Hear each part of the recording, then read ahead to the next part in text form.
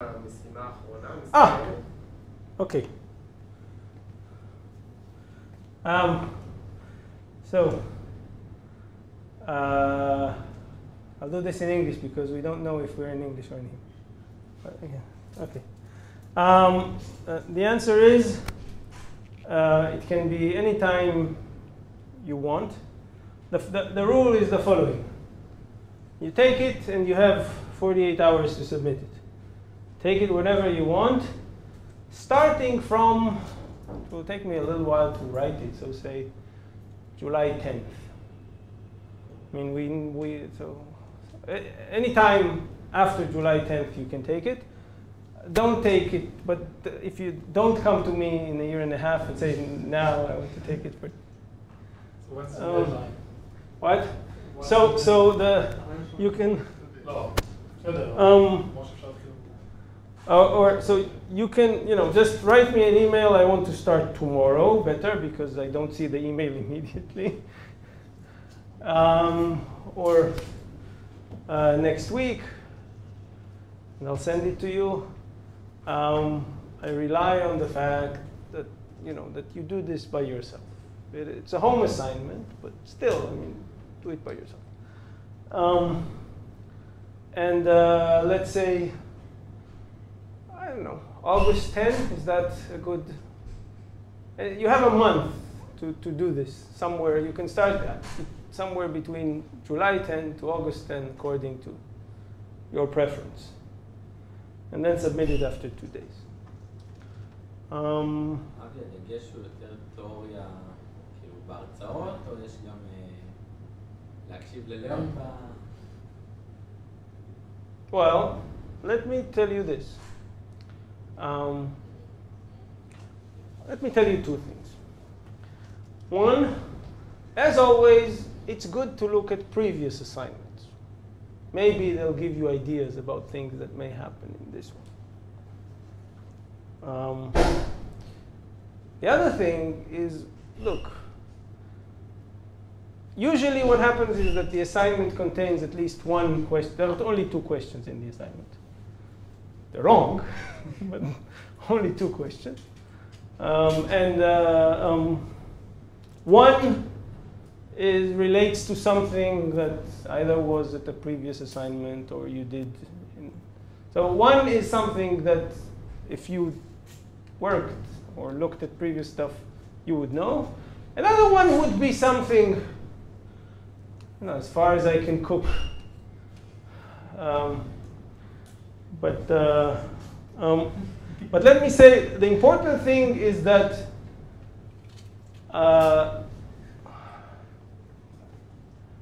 the grade is not important. It's not important to me either.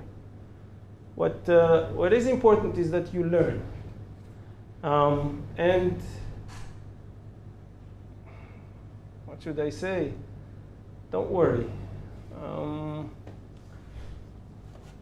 Really, it's not really a test. It's an exercise that is meant to make you think and to digest some of the things that you've done here. I think that,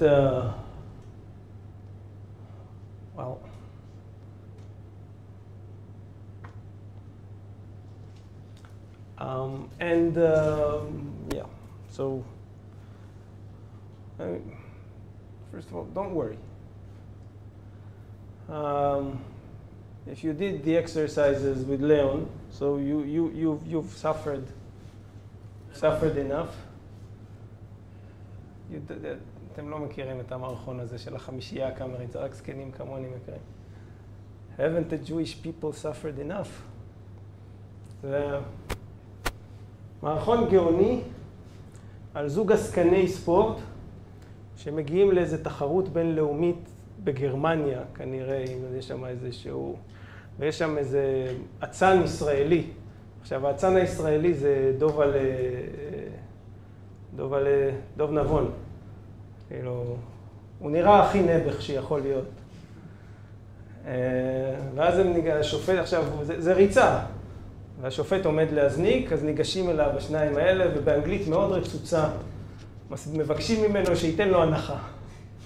כאילו, שכאילו, פשוט שייתן לו כזה קצת, רק קצת פור, שיתחיל טיפה יותר קדימה, זה מה, נו, במילא הוא יגיע אחרון, אז למה זה חשוב? וחוץ מזה, והשופט גרמני, הוא לא מבין מה הם רוצים ממנו, והוא מסביר לנו, just to lower the השפלה. והם עדיין לא מבינים, והוא עדיין ככה, אז מתעצבנים עליו, צועקים עליו, haven't the Jewish people suffered enough.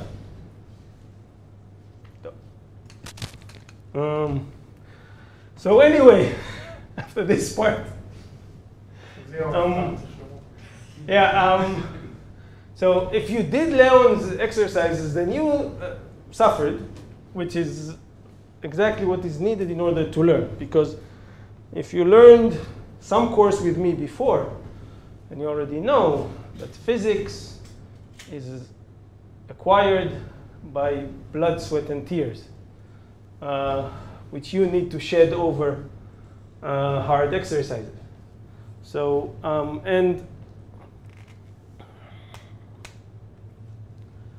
but let me say this, it is an exercise. Don't look at it as a terrible exam. You can come to me with questions, or to Leon. I'm not sure I'll give you the complete answer, but I'll try to hint, to give you a reasonable hint to take you approximately in the right direction if you're completely off. And the idea is really that you will learn, that you will come out of this course knowing quantum optics. And this is not course sinun. And I will not flunk anyone unless you decide that you want to leave. But okay, so you'll get a good grade. So where were we? Yes, we're talking about interferometers. So interferometers and how to use squeezed light with them. I'll be telling you just, there are many interferometers. We'll discuss the main one, which is we'll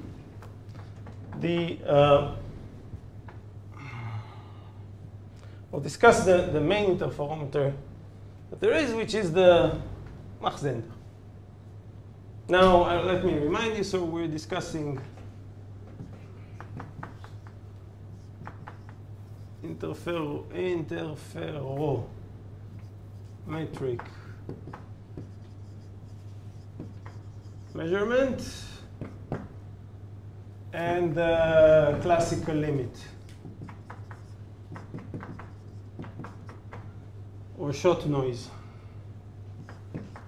It is funny that we call it classical limit because there's nothing classical about it. Because shot noise is not a classical quantity. It's a quantum one. And this marker is dead. Too tough.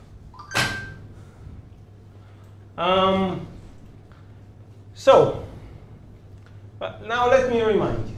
So an interferometer is something that has, usually we think of it as having some field A coming in, and then two arms,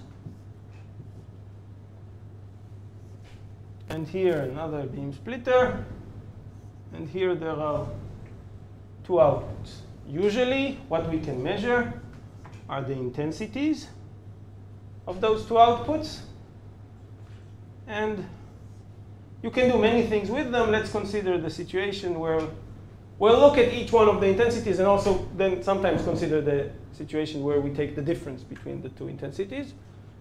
It seems like a smart thing to do. This one doesn't work so well either. But as you remember, this beam splitter has two inputs, so we must consider the other input as well, even if nothing comes in through it. So here, there's mode B, which may contain vacuum or something else.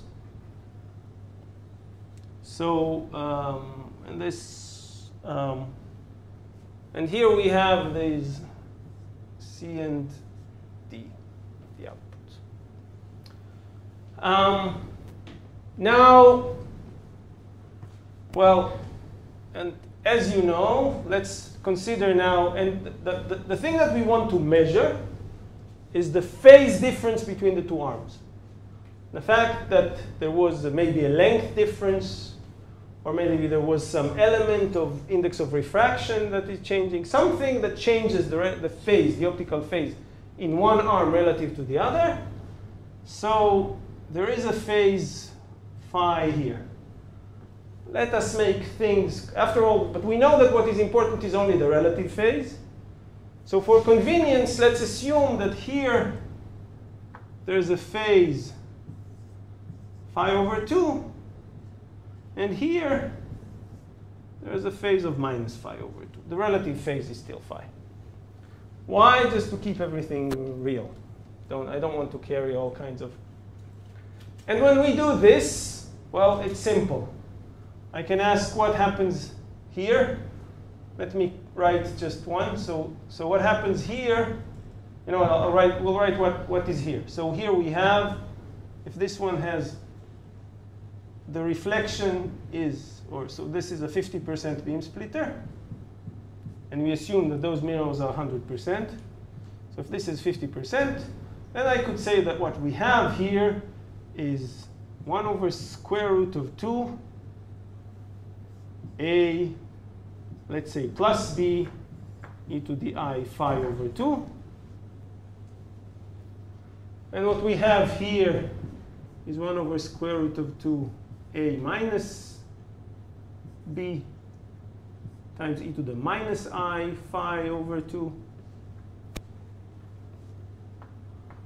And this is D, C, so write them here.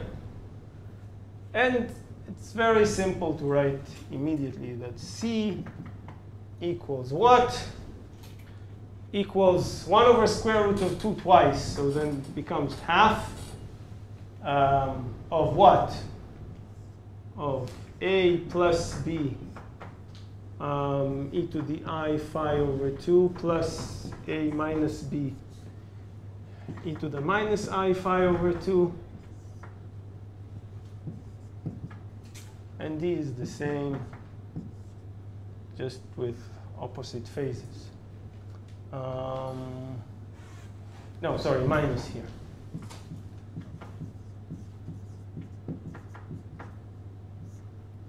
Correct? Yeah. Minus.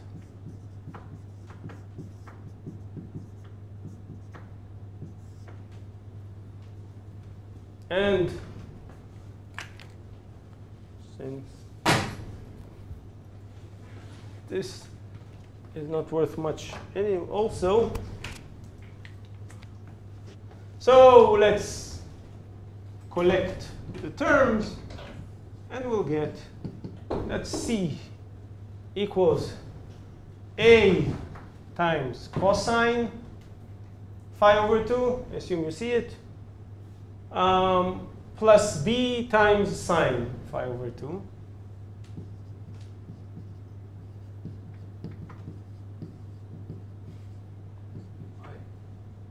What? I. No I. What about I? Do we need an I? Okay. You're all the same. Yeah, okay. Let there be an I. And D equals what? A times sine phi over 2. I. זה בדיוק הפוך באותיות. Yeah, sure, but what? Yeah. So I A sine phi over 2 plus B cosine phi over 2. Okay. So, and now that's it. So that this, and you can see that this is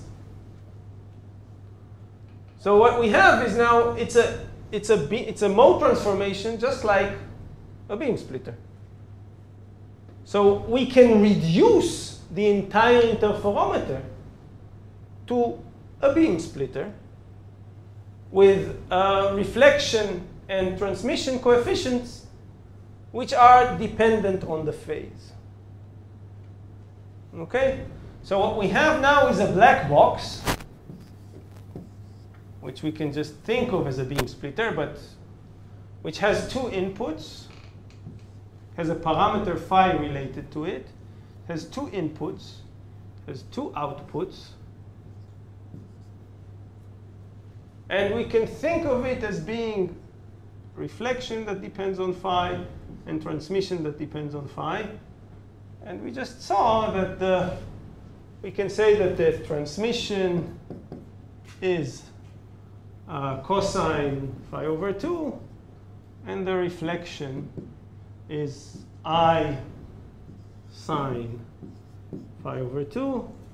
So you can see that we use what? Come on.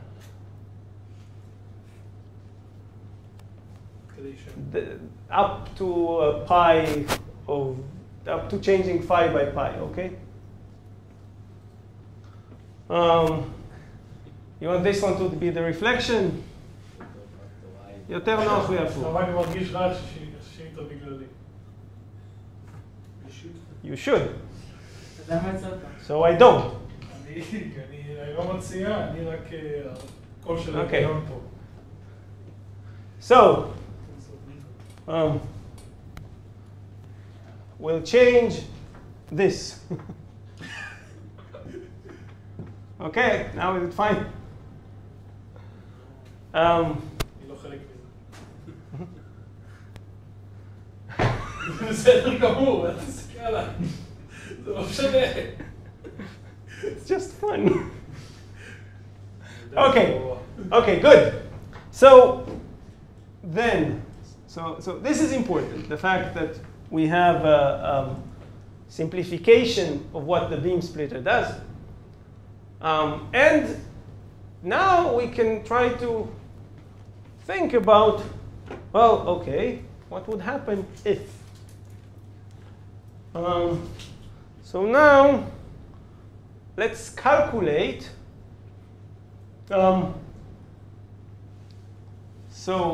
Let's calculate this C dagger C. What is that in terms of A and B? So this is, well, A dagger cosine phi over 2 minus IB dagger sine phi over 2 times A cosine phi over 2 plus IB sine phi over 2. And so this would be A dagger A times cosine squared phi over 2. There will be a plus B dagger B times sine squared phi over 2. And then, okay. And then plus I sine phi over 2 cosine phi over 2 times A dagger B minus B dagger A.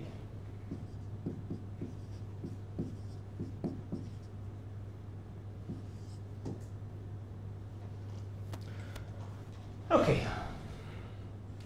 So that is C dagger C. Now look, what we have here is something that relates to the intensities that come in. And then there's this mixing term. Now look at this.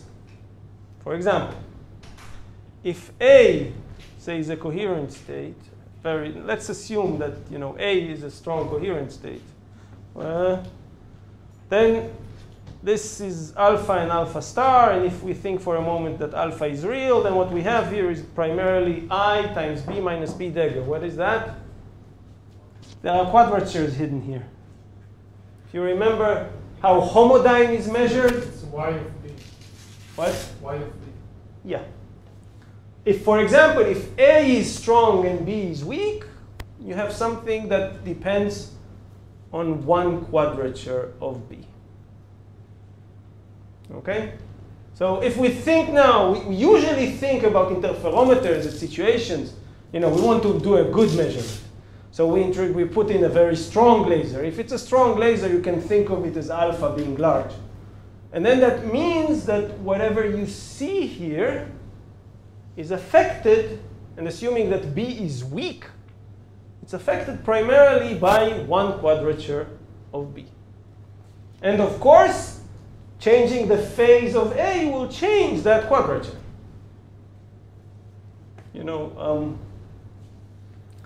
Okay. One question? For the entire meeting? No. I can promise. See like you see something that you can measure. Yes. But it has a complex part. No, it doesn't. Measure I sinus cosinus. What? No. What about this one? It's complicated. What? But you. No, it's not. This is this one is anti-Hermitian. What if I don't bring a coherent laser inside? It doesn't matter. This operator is anti-Hermitian. Right. With an I, it becomes a Hermitian operator. And if it is if it is a Hermitian operator, it can be measured. Well, there is one here. I mean, think about this. If these were classical, if these were, just C numbers, then you would have had something like A star B minus B star A. This is just the imaginary part of this complex number. So now you have the imaginary part of this operator.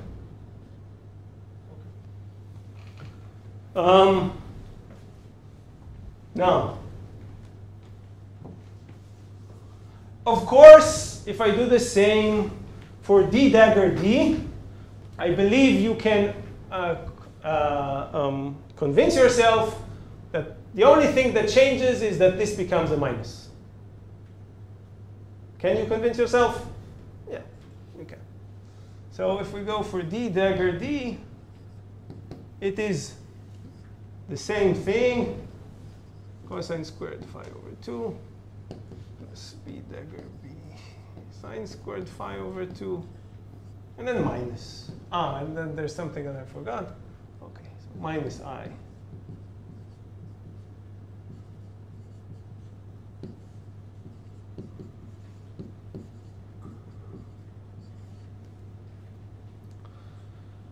Okay, so that means, remember both of them.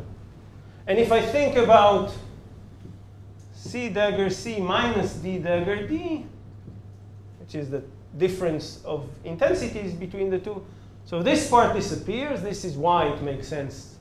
And what you have is then that you have I times twice this, but twice this is just sine phi. Right? So we have here I times sine phi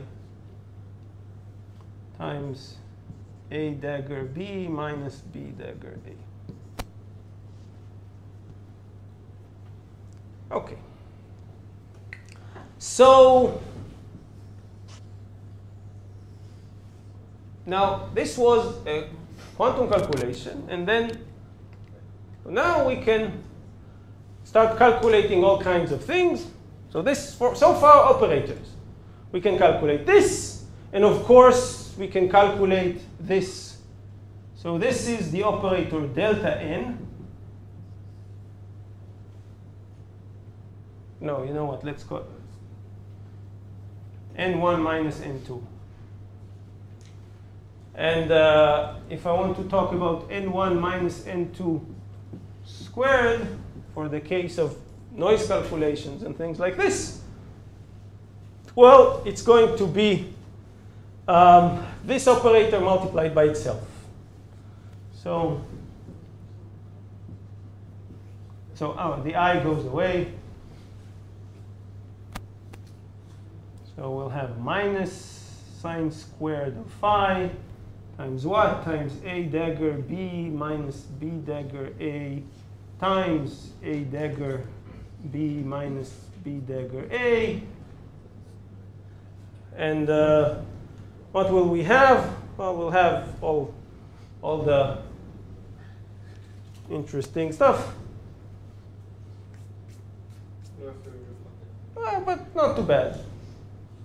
We'll have n1 minus n2 squared equals to sine squared phi. I don't care about the minus. A dagger BB. We know that A and B commute, so this doesn't matter. What? A dagger BB. Yeah. So we have here A dagger squared B squared. At the same way, we have B dagger squared A squared plus B dagger squared A squared. And then minus B dagger A dagger B.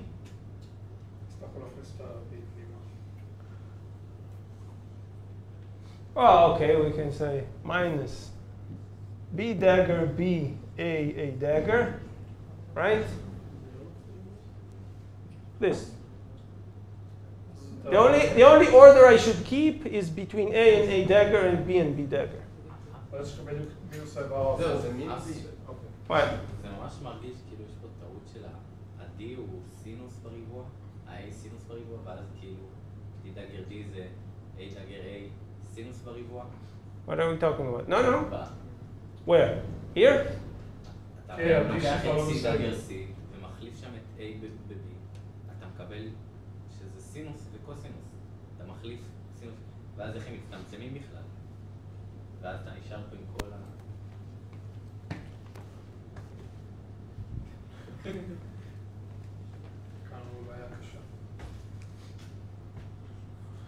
בשורה הראשונה, כאילו... Yeah.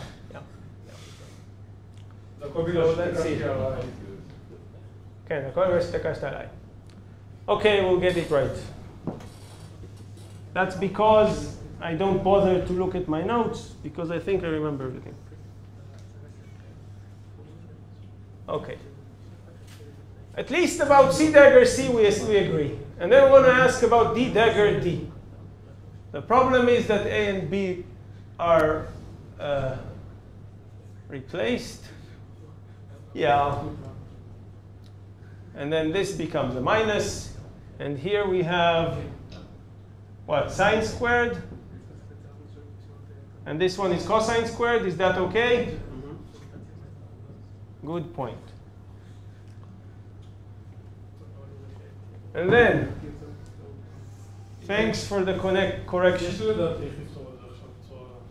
It works, don't worry, it still works. It's not, oh shit, LIGO doesn't work. LIGO doesn't. Yeah. Yeah.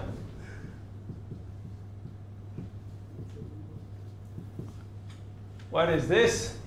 Okay, let's be careful. We have A dagger A times cosine squared minus sine squared. Cosine squared minus sine squared is cosine phi. Okay? So we have here A dagger A times cosine phi. Wait, I'm not writing the cosine phi yet. Because now there's plus B dagger B times sine squared minus cosine squared, which is minus cosine phi. Cosine squared, I'm talking about this term minus this term, okay? First, this minus that is this times cosine phi. Do we agree? Okay. Good. Now we have this minus that. Minus cosine. So this is sine squared minus, so we have a minus. And then again a minus, so we have a plus, right? Am I correct or not? לא, לא יכול להיות, צריך להיות מינוס. It has to be a minus. That's what I said in the beginning, and then you started the... הסכמנו איתך. Hmm? הסכמנו איתך. Good. So this is and one thing that we have, and then there's what we said before, minus I sine phi times what we have here. A dagger B minus B dagger A. You want this to be a plus? You prefer it a plus? I don't care. Fine, make it plus. That's okay. No, this one really doesn't matter. Some things are important, but this one is. So, okay. And then, so now we got it right. Still, we depend. So, okay. So here we have, so indeed you're right. Here we have the difference of intensity between the inputs. And here there is something that mixes them. Okay. We can take a look at this.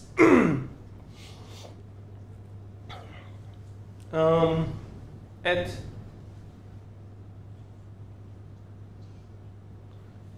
you know what? Let's also look for a moment at this C dagger C minus D dagger D squared. Let's take a look at this one. It's not too bad. We'll have this squared times cosine squared phi minus this squared times what we had before. You know what? No, okay. So there's going to be too many. So what we will do then is, okay, so wait. We will look at this, but only for specific phases. Which specific phases? We will look at this for, well, for the phase of 0, yes. For 0 phase, always convenient, because then this one goes away, and we have just this. And we'll look at for pi over 2. But now, but remember, what we want to do is to measure something of the output. By the way, we don't have to measure this. We can measure just one of the outputs. And then, based on this, deduce the phase. Now, more than that, we want to be able to deduce the phase with high sensitivity or with high resolution. So I am assuming, let's assume that the phase is now 0. But I don't care whether it is 0 or not, but let's assume that now it is 0. What I want to know is if it changes very slightly. So I'm asking what is the smallest change of phase I can detect. So the point is that we assume that, the working assumption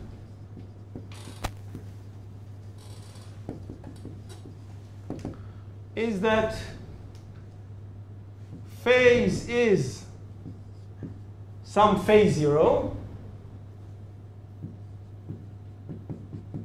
Initially, this is the phase, and we want to measure if it changes. So when it turns to be some phi tag, which is phi 0 plus some small delta phi, we ask ourselves, what is the smallest phase, delta phi, that we can make, that can be made, that can be measured? So let me suggest one thing. Okay. Let's okay, you know, let's look at, and now we're thinking about, so now we're looking at the standard interferometer, classical interferometer, where we put nothing in mode B. So B has vacuum in it. So let's call it the standard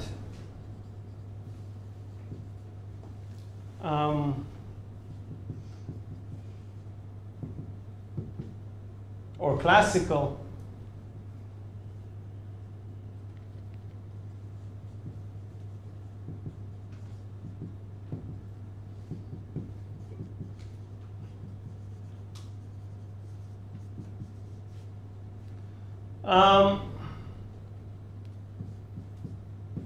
psi in mode B is vacuum.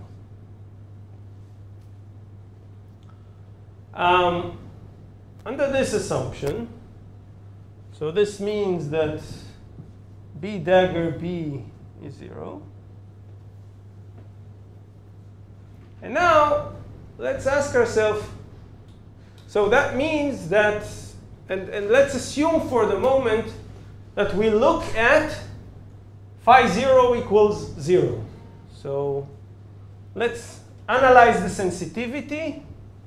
So case 1 that we want to look at, we want to analyze the sensitivity, meaning what is the smallest delta phi that we can measure, around phi 0 equals 0. So when we look at phi 0 equals 0, well, then first of all, looking at this difference doesn't help much. Okay, so what we have is that phi equals 0, so this part doesn't contribute anything. And here we have A dagger A minus B dagger B, so it is just basically just that C dagger C equals A dagger A times cosine phi. Now, what? Oh, okay. Well, but now we're going to assume that phi. Oh, okay. So if phi equals 0, then it's 1, and nothing happens. But so here we should say put phi 0 plus delta phi, because this is what I want to detect. Phi 0, as we said, is 0. And then we can say that this is approximately then A dagger A times 1 minus delta phi squared over 2. There are more terms, but so we are approximating the cosine. So, you know what, this is just 0.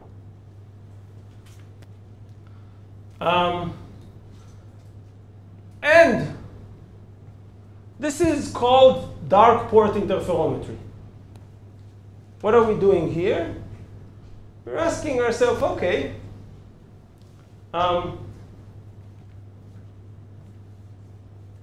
this C, port C,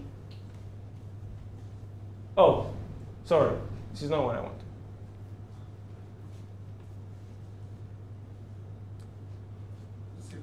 Apologize. This is C dagger C, it is correct, but this is the port that is not interesting to me. Why?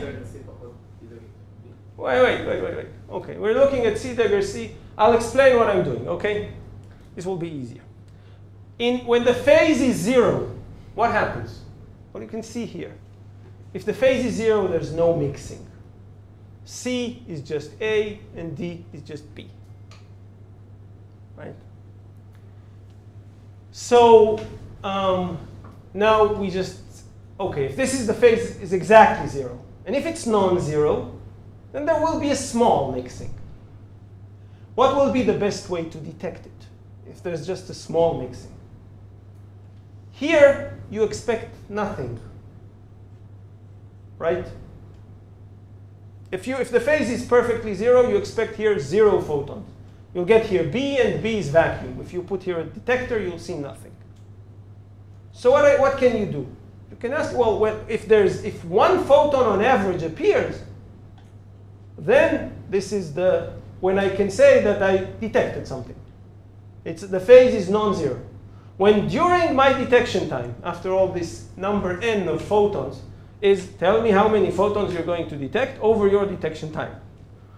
So now I'm waiting for a millisecond, maybe. During that millisecond, if on average I get at least 1 photon, then that means that the phase is non-zero. Because otherwise I should get nothing. So we're doing something like this. Now for C, this is indeed useless. But for D, why is it useless? Because for C, you need to identify that 1 photon is missing. This is hard. But to sit where no photon should appear, and to see when you're sitting on a dark port, and suddenly there's a little bit of light over there, then you know, okay, there's a phase. This is how LIGO works, by the way. LIGO operates on a dark port. Meaning, they do just that. They lock their interferometer on a dark port, so that one of the output ports, D dagger D equals, which we just said. So it equals B dagger B. So far it's fine. So B dagger B. And then we say, okay, so what is this?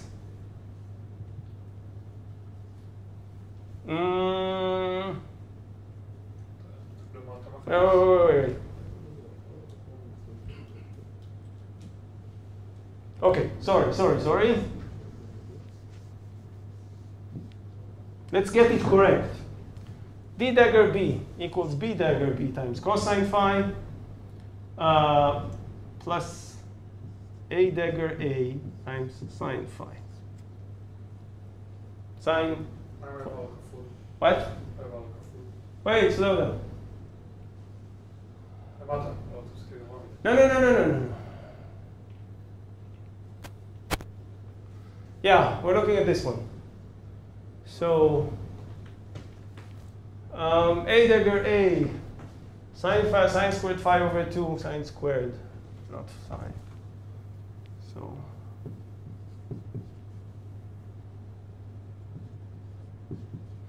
let's be sure that we what about this guy? Okay. What about this guy? This guy will die out because of this one, which is minus I over 2 sine phi times A dagger B minus B dagger A. But now we want to calculate this, D dagger D, on what? Alpha in mode A and 0 in mode B, vacuum.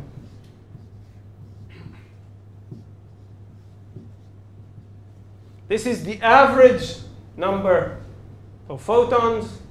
It's not D dagger B, it's D dagger D. So now, okay, now we want to calculate. A dagger A is going to be alpha squared, right? So this one will give me the number, this one will give me alpha squared. This one will give me 0. There's no photons in the vacuum. And this thing will also give me 0. Why? Because once I can operate with B to the right and annihilate, or I can operate with B dagger to the left and annihilate. So this one will be 0. Understood? So the average number is just this, alpha squared sine squared of phi over 2. And now what we can say, okay, what do we expect? We expect 0. Now here is the point.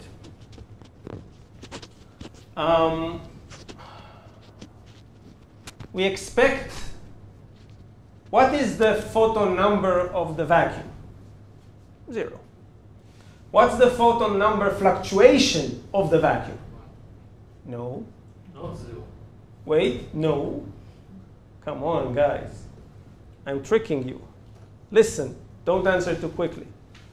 The vacuum has indeed fluctuations, but notice what I asked you. What is the photon number fluctuation of the vacuum? 0. It's still 0. If you put a detector in front of the of the vacuum, you ask yourself, how many photons will I see? 0. And what will be the noise of that 0? 0.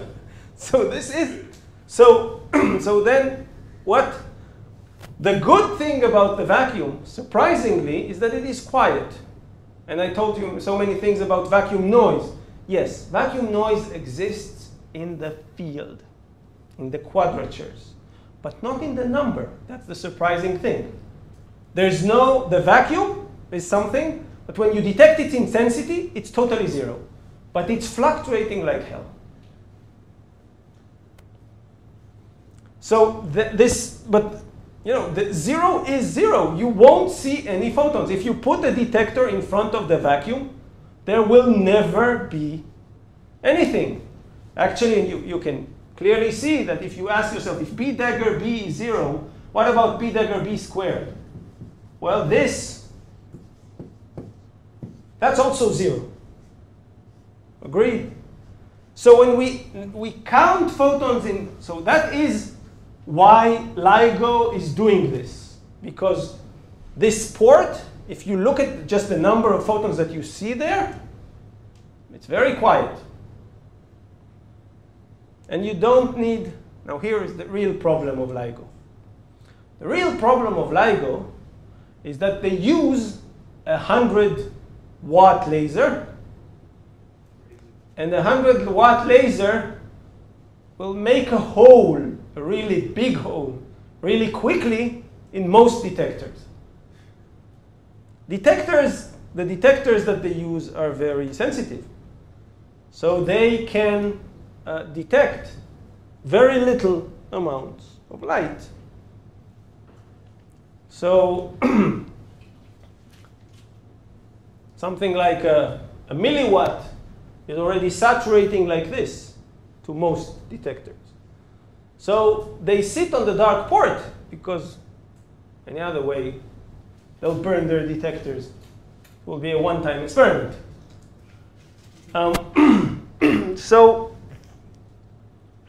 So then now, so this for the case of the phase being approximately 0, so this is the case that we assume. So this is approximately alpha squared times phi squared over 4. And we can ask ourselves, when is this 1? So this is, so the sensitivity, what's the smallest phase that you can detect? Tell me when this is 1, and alpha squared is the total number of photons that you threw in over your integration time. So delta phi equals 1 divided by, or 4 in this case, because of this 4, but it just doesn't matter. 4 divided by alpha squared. Sorry, this is delta phi squared.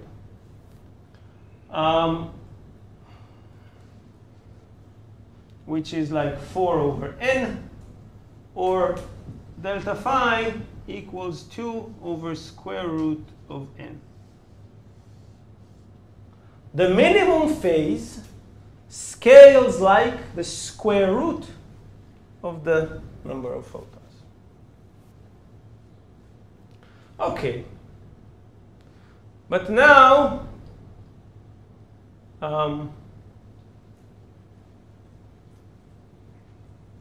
so now let's remind ourselves what. So if this is the phase, and this is like, I can draw here. This is the cosine squared. זה תוצאה שלי בגלל ההגבר של הלייזר שאנחנו מכניסים. סימפטון. ככל שהלייזר יותר חזק, יש לו יותר פוטונים, ואז אני יכול לקלוט פאזה יותר קטנה? כן. זה עיקרון של המקום הזה? So it means that a stronger laser will help and will give you better precision or better sensitivity. So what I'm plotting here are the two intensities. And what we're saying is, look, we're going to sit here and we just wait. If I'm here, then I expect 0 photons. And if I'm here, then you know, here there's very little change. It's going to be hard to notice. But here, I was expecting 0 and I got nothing, something. So I'll be able to identify this. And the minimum amount that I have to move is to allow just 1 photon to be detected. Why is that good? Well, it's good because this point is quiet. As we just said, the noise here is also 0 because we sit on a dark point. So 1 photon is really 1 photon? Yes. But on the other hand, this is also a bad point. Why? Because it's quadratic. The intensity here is quadratic. It would have made, if I ask myself, where is the dependence on the phase useful? The answer is not here. This is the worst position you could think of, because here, the dependence on the phase. Why is it 1 over square root of n? Not because of noise, but because of the fact that this is a quadratic point.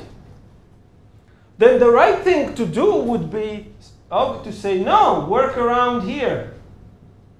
Work near the equality point. Why? At the equality points, they're equal. And here, the difference of intensities is linear in the phase. It's not quadratic in the phase. Maybe it will be better. Remember, so if we think about, this is just, those are the two intensities. So this is, I don't know, this one would be C dagger C. And this one is,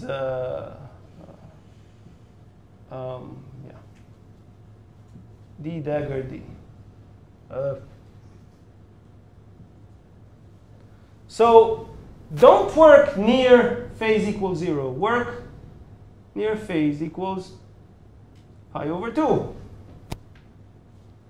Because it has the less noise? What? No, because it seems to be more sensitive. Wait, let me give you a hint where we're going.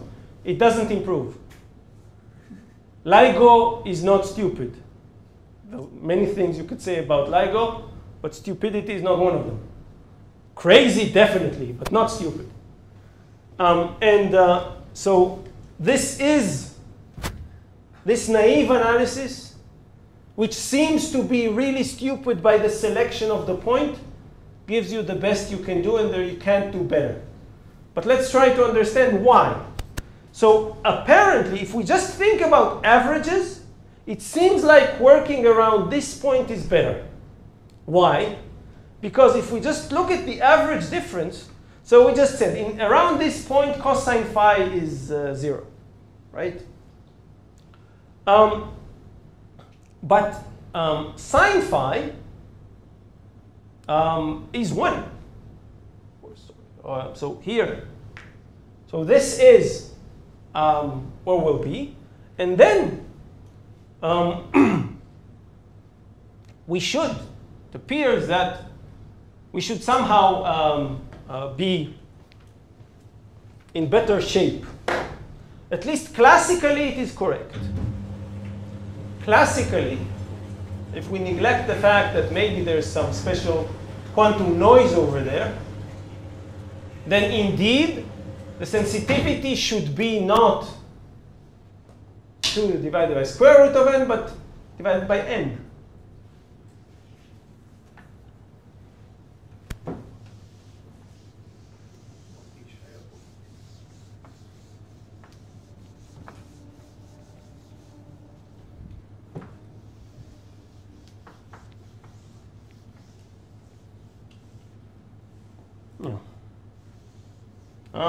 Maybe I'll regret the fact that I just erased this, but okay. So then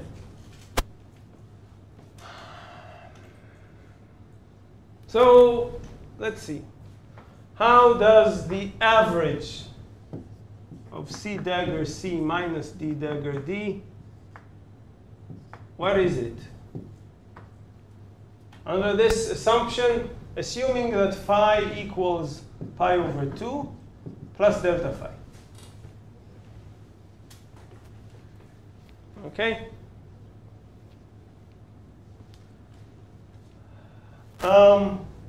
So we just said, I'm sorry? You're right. So that would be A dagger A minus B dagger B.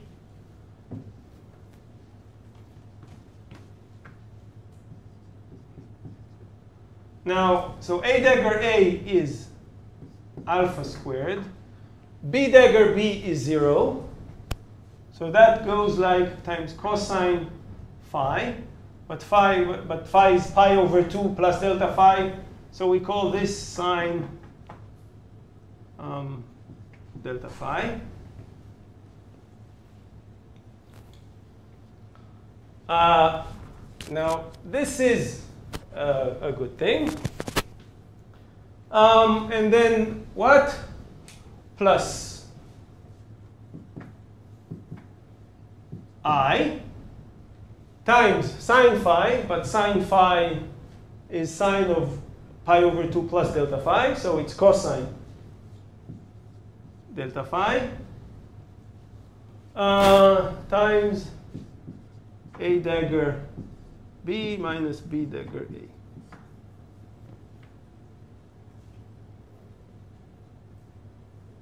Now the point is that this thing is 0.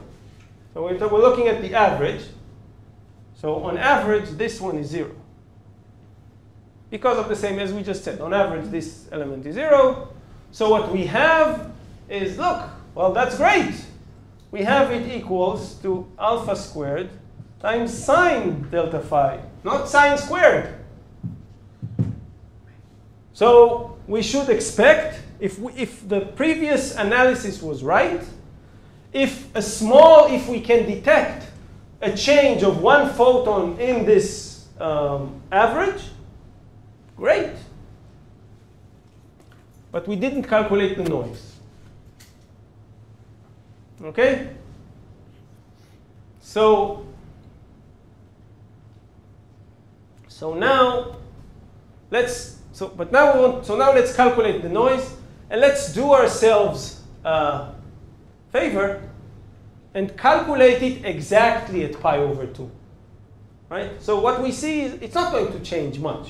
I mean, we're looking about at small changes, small deviations from phi equals pi over 2.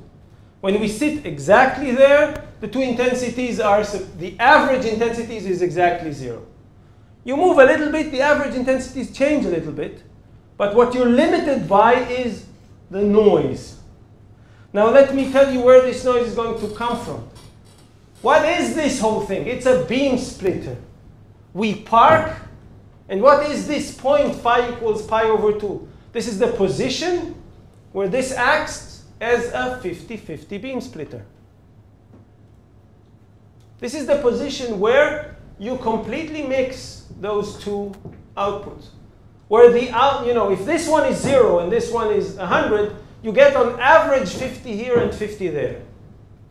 But that's the point. It's on average. It's a quantum device. If you ask a photon which way it went, it has a 50-50 chance on going left or right. But it's not certain. If you do 100 coin tosses, you get 50 on average. But sometimes you get 48, 52. Sometimes you get 45, 60. Not 60 won't be, but 55. You would rarely get 90 to 10. But the distribution around 50 is narrow. But it's not a delta function. So if you have a difference in photon number between the two outputs, it's not necessarily because there was a change in phase. It could be just due to the statistical nature of the process. So to say now that this should be 1 is wrong. You should compare this to the noise that you have there. If there was no noise, then indeed, had there been no noise, then indeed delta phi minimum would be 1 over alpha squared, which is 1 over n. By the way, this is called the Heisenberg limit. That's the best you could do if you had a way to kill the quantum noise. This is what we call the Heisenberg limit.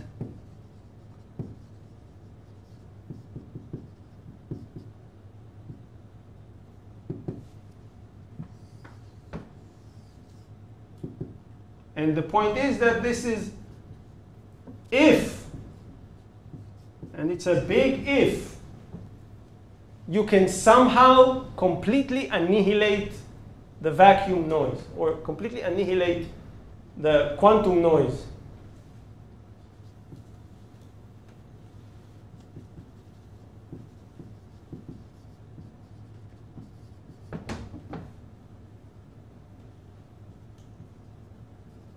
You know what annihilated is? Can be removed completely. But this is not what happens. So I write the Heisenberg limit. This is something to remember. This is the holy grail of quantum interferometry. If you can have an interferometer that can reach the Heisenberg limit, you did something great. But, there's a but here. If you can reach the Heisenberg limit with n equals 2, it's nice, but not very useful for LIGO. Because LIGO don't operate with n equals 2. Neither with n equals 20. They operate with 100 watts. What? No, they don't. Nobody reaches the Heisenberg limit. No, what way? So this is the holy grail. And to understand, when n is large, there's a huge difference between 1 over n to 1 over square root of n. So in LIGO, really, the numbers are something like 10 to the 20. So they are working at a limit. Sorry. I can't talk right now. But, okay. So if the number of photons that, so what is, and remember, what is n? N is the number of photons we throw into the interferometer. So this is what enters. The more photons you throw, the better the sensitivity that you will have. LIGO operates in a way that the sensitivity improves as 1 over the square root of the photon number. So if you throw in 4 times the number of photons, you'll get an improvement of only factor of 2. And in general, if you throw in something like 10 to the 20 photons per second, and if you measure for a second, your accuracy is 1 over 10 to the 10, not 10 to the 20. Now, 1 over 10 to the 10 of a radian, that's a small number. But LIGO, they want to measure a change of the hair of a proton. Like the mirrors move less than 100 times the size of a single nucleus.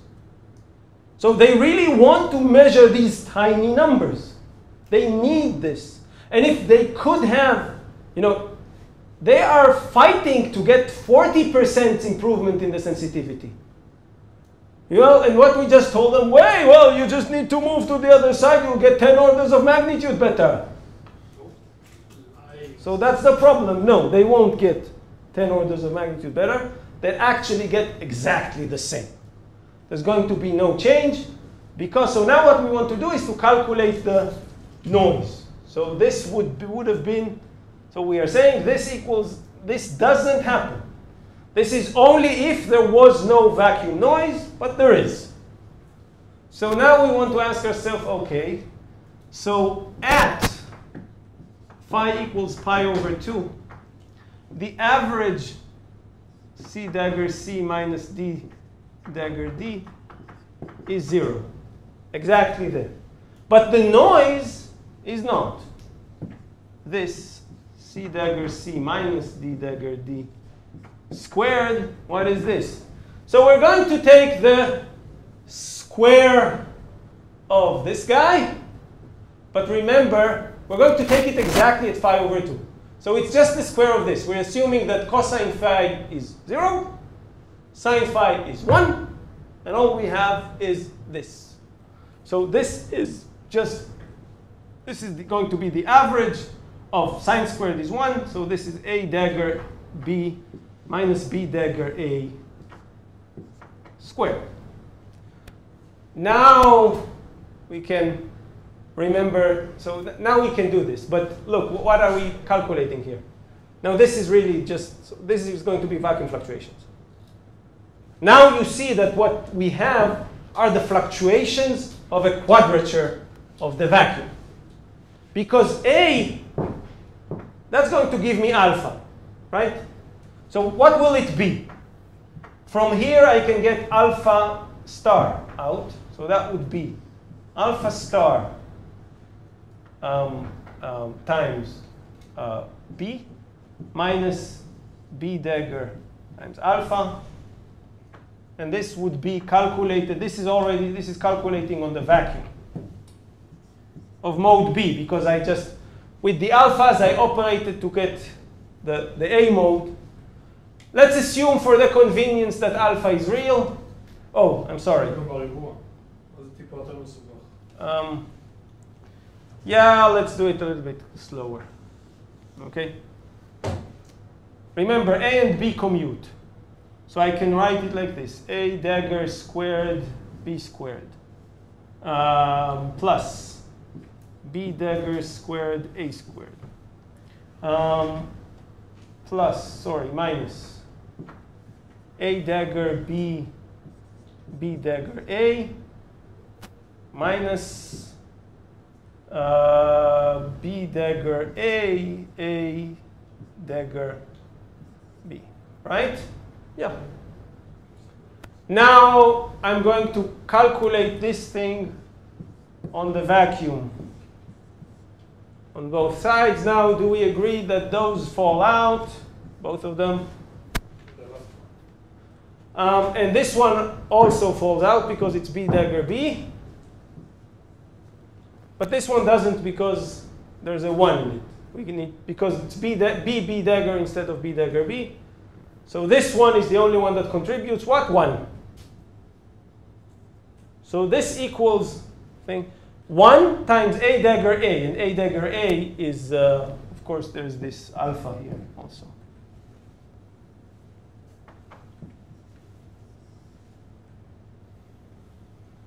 So A dagger A is alpha absolute value squared. And B dagger is 1. So that is the noise. So this is this.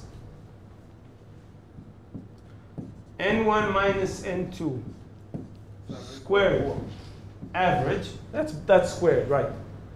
So this one is N. So the noise, this is the standard deviation. No, that's standard deviation squared. Yeah, this is the variance. So the standard deviation is the square root of that. So we understand that the noise here is the fluctuation of this is of the order of square root of n. So what we should compare is this not to 1, but to the noise. And that noise is square root of n. So the limit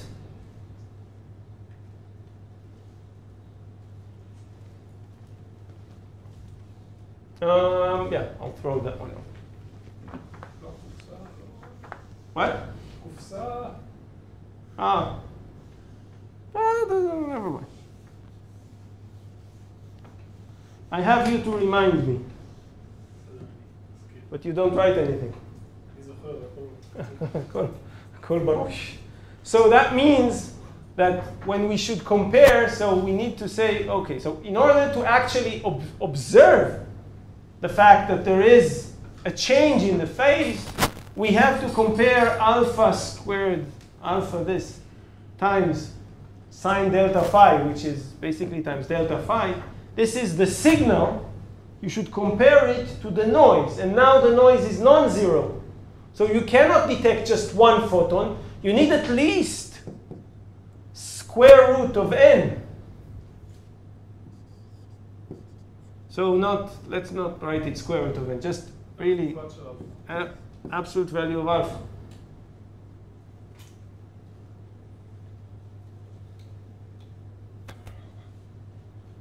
So this is the requirement. And the minimum phase is again 1 over alpha.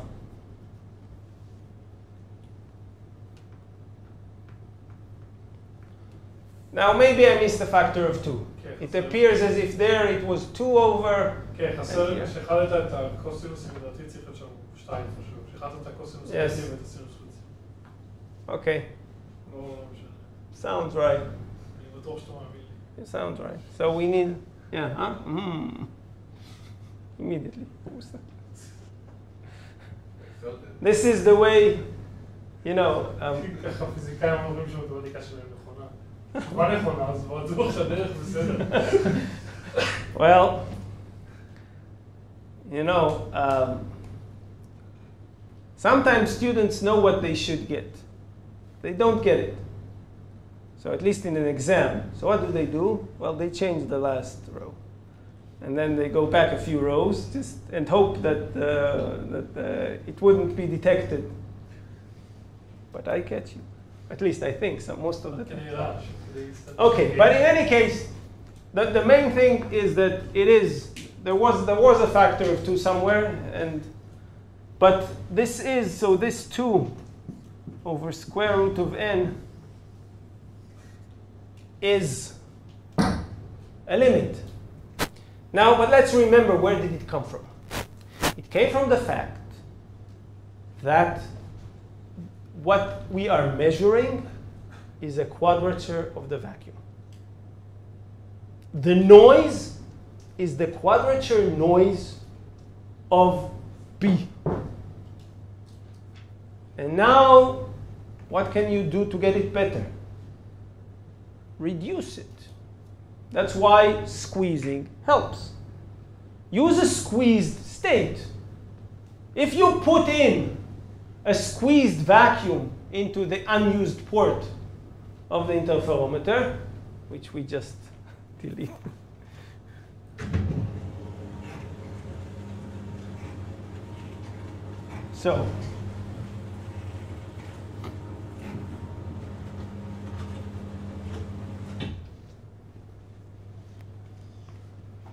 So what we need to remember is that this guy is this is a measurement of a single quadrature of B input. Before we say that B is vacuum, we just said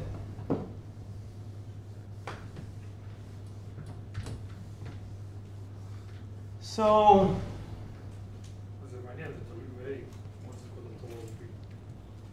Right. So wait, but the point is, it does depend on A, right? But we assume for now that A contains a huge number of photons. So it's nearly classical. I mean, A dagger you can practically replace by alpha star. And A you can replace by alpha. This is not where the problem comes from. The problem doesn't come from A. The problem comes directly from B. The fact that B, what you are sensitive to, is 1 quadrature of B.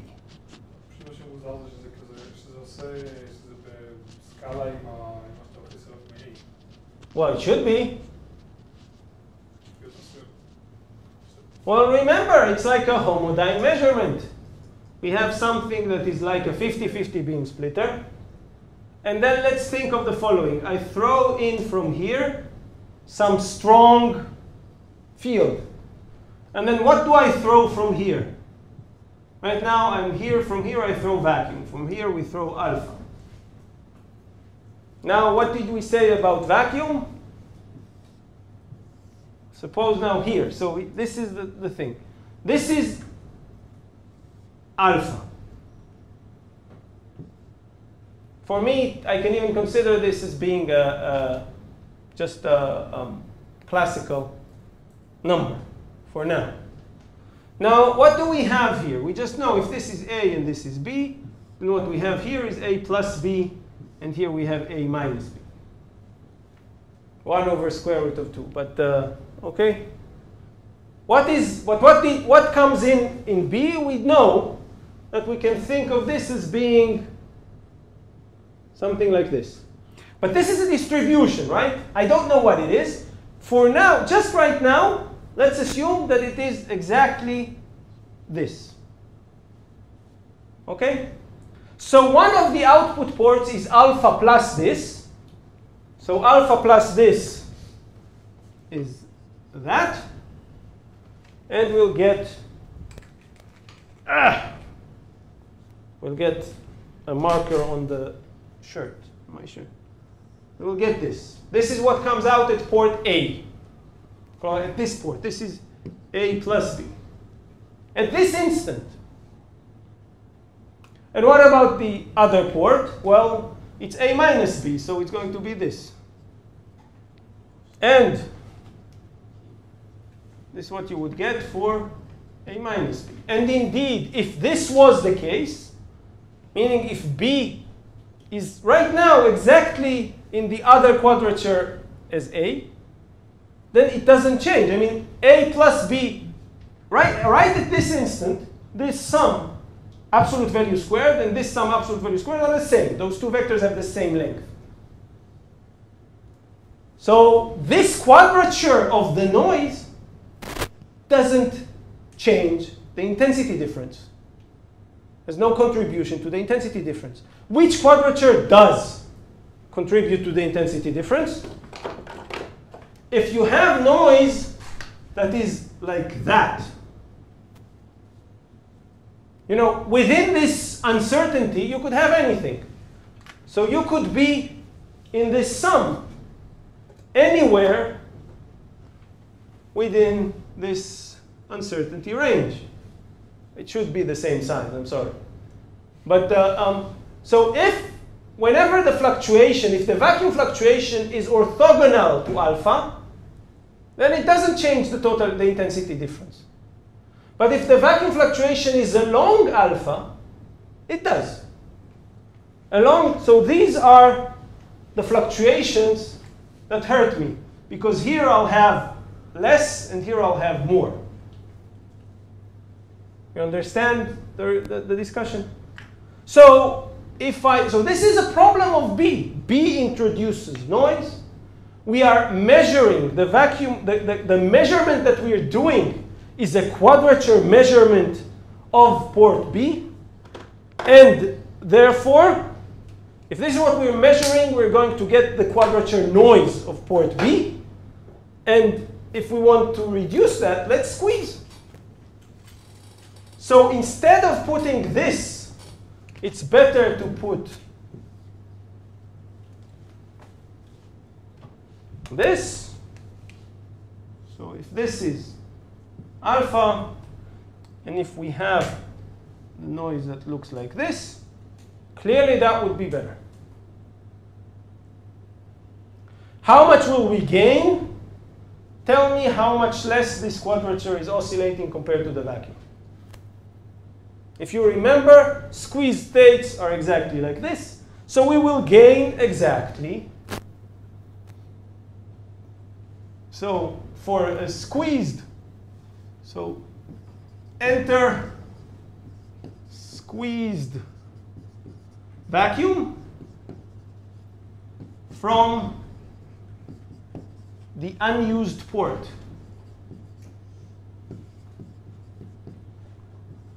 of the interferometer, that will be better. So the unused port induces noise. If you enter squeezed vacuum from there, it needs to be at the right phase. You need to match the phase or the angle of that squeezed vacuum to the coherent state that you're using, and then you'll reduce. So if you have the squeezing, so this delta of B dagger minus B. So for that case, this is not 1, but it's 1 divided by e to the g, the gain of the, sorry, it's twice, it's squared, so e to the 2g. For a squeezed state, which is squeezed by e to the g, so it will be this, and you'll get an improvement. So, and then delta phi, in this case, will be, again, 2 over square root of n times e to the minus 2g. Oh, sorry, e to the just minus g, because we're taking the square root now. Square root of n. I said n. I wrote n on the side. Huh? Okay. So this is why squeezing helps. Now I have a riddle for you. We can understand how we gain from using squeezed light when we operate at the balanced situation. You know, where did this happen to us? Where was this useful? When we were operating at the phase of equals pi over 2, which is exactly when the two outputs are nearly exactly equal. But LIGO doesn't operate there. LIGO operates at the dark port. And they still use squeezed light. How does it help them? If you remember, there was no noise over there. We were trying to detect only the first photon. How can it help? No, they're using squeezed vacuum. Honestly, it's a tough question. Took me a long while to understand how on earth does LIGO enjoy squeezing. There's no noise over there. Why do they care about the noise of the other port? They don't.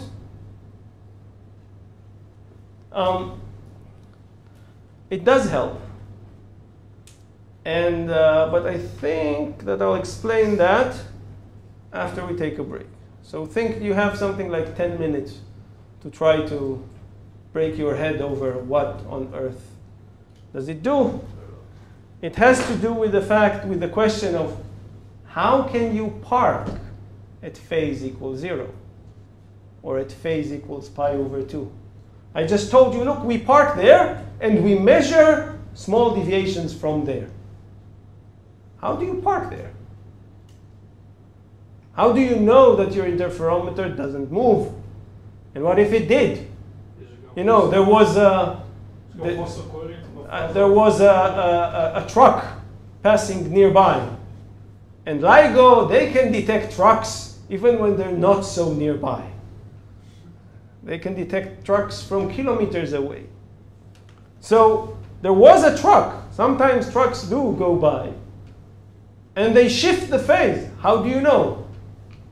How do you know that they need to do something? They need to lock. Every interferometer, does light become quantum? The answer is when the quantum analysis matters. So when the phenomena requires me to use the quantum analogy? And for example, this would be an example of places where you must treat the light quantum mechanically. because classically vacuum noise doesn't exist. Classically, you would reach the conclusion that the minimum resolvable phase of an interferometer at the equality point or near the equality point of pi over 2 should be 1 over n. Because, you know, you say, okay, well, I'm measuring the intensity difference.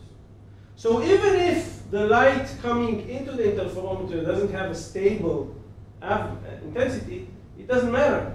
It's going to be a common mode, right? So both, if the intensity coming in is not stable, it fluctuates, well, fine.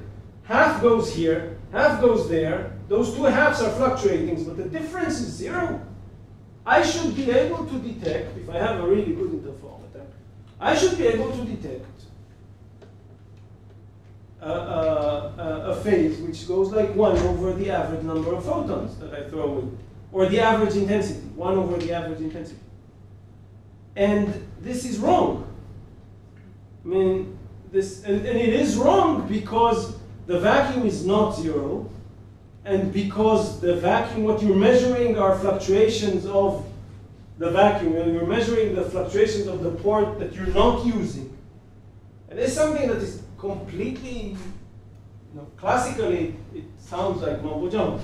So if I have another laser and not vacuum, and they solve the problem, and the solution is correct with the experiment.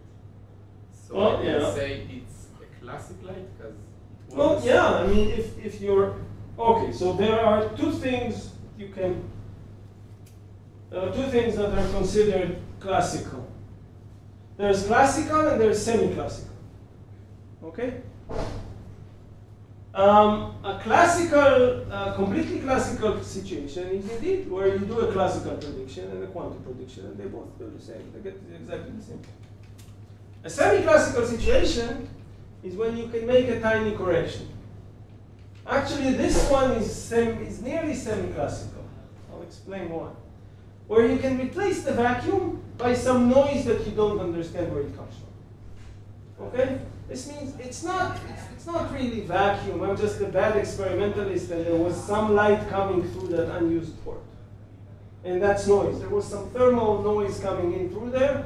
I don't know where it came from. And then everything is understood. You know, this picture, if this is real noise, and everything is classical in what I explained to you. Had this been a real noise, which is the real field that is in there, and everything, the problem is that you have those fluctuations even though the intensity is 0.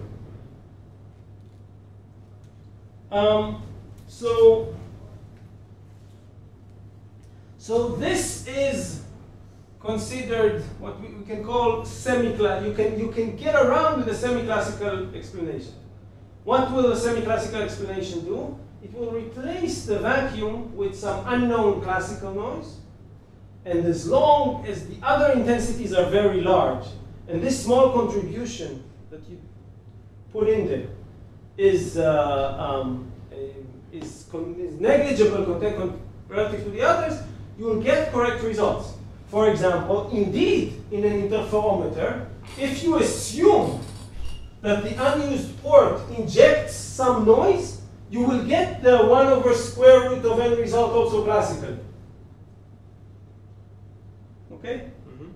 So, but as we said, this is a semi-classical explanation because there isn't really such a, this noise doesn't exist.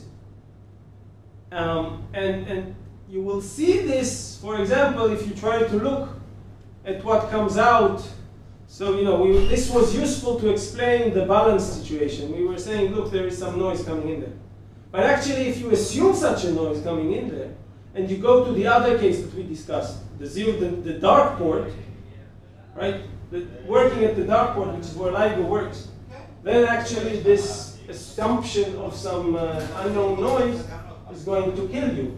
Because then that means that, you know, that's what you get at that port. Instead of being dark, 0 photons, you get the noise. And this noise is non-zero.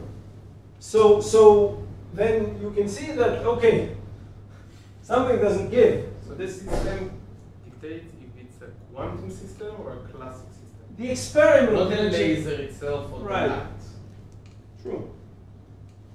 Now, if you have like a single photon source, this light is also going to have to be quantum. And this is even a stronger quantum. Why? Because there the Wigner function is negative. When you have, so another signature. So the general statement is, okay, I don't know. Tell me, do you have to use the word photon and quantum states in order to understand the results? And if you don't, does it get different? This is, let's say, one definition of when light is quantum. The other thing that can be mathematical, if you have somewhere a Wigner function that becomes negative, then this cannot be understood classically. This is, let's call it the hard quantum. Now I was asking you, I'm going to just wave my hands a little bit. I was asking you, why does squeezing help to LIGO? Because LIGO is sitting on a dark port. So then, yeah, LIGO measures only one output. There's no point in measuring the other output. The other output contains 100 watt. Okay? So there's really not much use in measuring the other port. All the information is when you have a photon in the first one. So yeah, they look at the dark port, and they specifically sit near here. They spark here, and they say, aha, when the phase changes, we have here, this is this delta phi. This delta phi is tiny. And when there is one photon on average, they say, that's it. The point is that I cheated. Okay? I mean, this is what they do, but it's not how they do it. The point is, how do I sit on the dark port? How do I make sure that my port is dark? For example, I calibrated in the morning. You know, LIGO is a really good interferometer. There are two long vacuum. No, this is not vacuum, the real vacuum, no air. Huge long tubes of 4 kilometers long, and then there are the mirrors sitting in that tube, and they are hanging on threads in order to be free falling in the direction of the beam. And they're completely decoupled from the world. That's great, or the best decoupling you could think of. But still, you know, in the morning it was cold, and in the afternoon it's probably a little bit warmer, and in the night it becomes cold again. And this huge vacuum tube has some small thermal expansion or contraction.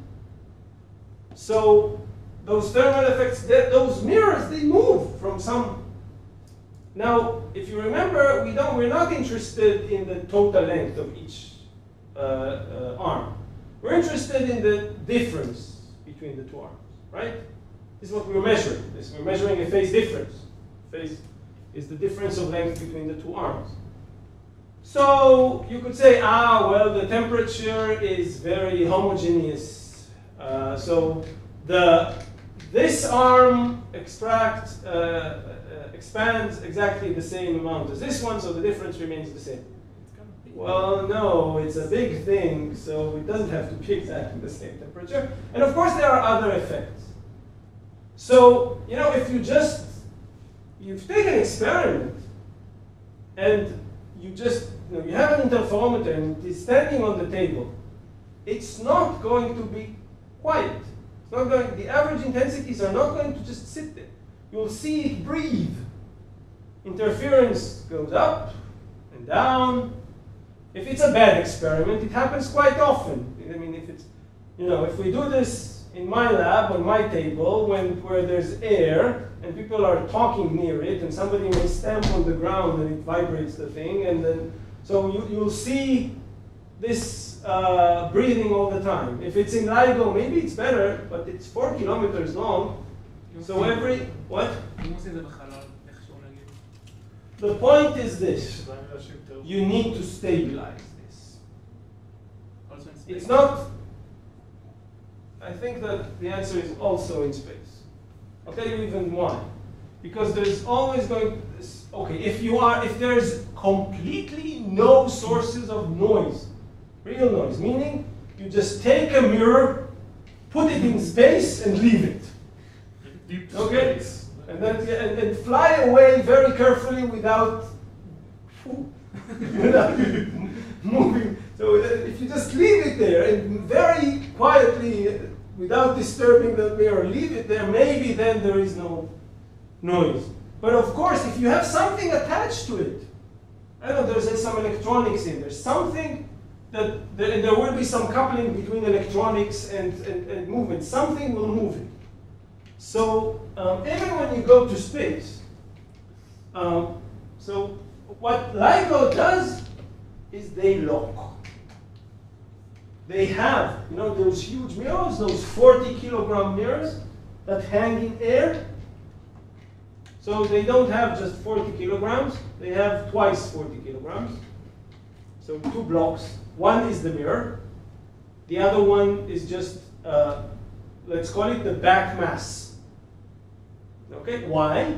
Because between those 2 masses, they have something that they can slightly expand and slightly contract. What is that? A piezo. יש להם פייזו? Yeah. הייתי בטוח שהשתמשים אלקטרו-אופטיק משהו, שעושה את זה Well, it doesn't really, I'm not sure exactly what type of a piezo they have, okay. but they do have the ability. What does it do? Well, you have those, instead of, what? A piezo is a crystal or a piece of ceramic that enjoys the piezoelectric effect. The piezoelectric effect means that you put on voltage on it and it moves, or it expands or contracts. Now there are many ways to do this, by the way. I mean, it doesn't have to be really a piezo. מה שיש אצל ליאור זה אוהב את פייזו, הקופסה הזאת. That's an electro-optic modulator, but they don't have an electro-optic modulator inside, like. But you could do that as well. There are many ways to do this. You could, but let's think. Now, they have a way to, on purpose, change the relative phase. Okay. Why? What does it mean? Suppose now that what you have is, you know, there is one mirror, and then there's the back mass, and here there is something that can extract or contract, and this whole thing is hanging on threads. Space. Something, yeah. And this something is not just the roof. It's but now you can see, okay, if this thing expands a little bit, then this mirror slightly moves there, and this one slightly moves back. Okay, so you have a way to move. What does it do? It changes the phase. They have a way to change the phase. And then, so they actively lock here. But how do you lock on a minimum? So what they're doing is they want to sit at 0. And they actively feed back to it. So they actively change this guy. They put voltage onto this guy, and they change it in order to constantly sit at that point. But now the question, how do you know that you sit there? Yeah. Now here's the point. Okay, I want to be where it's dark. So if I see dark on my detector, then it's fine. Everything's fine, I'm there. But now I see light on my detector. What do I need to do? What? Move where? Have I went right or left? Should I contract or expand? I don't know. It's symmetric. I want to sit at the minimum, and I don't know. So how do I know if I'm here or there?